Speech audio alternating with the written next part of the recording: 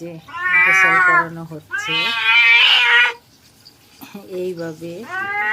এই যে কেমন অবস্থা করে, গোসল না করাইলে কি চলে? সপ্তাহে একদিন গোসল করাই দেই। খুবই সুন্দর দেখা যায় গোসল করাইলে। সোনা আমার, সোনা পাখি, আমার ময়না পাখি।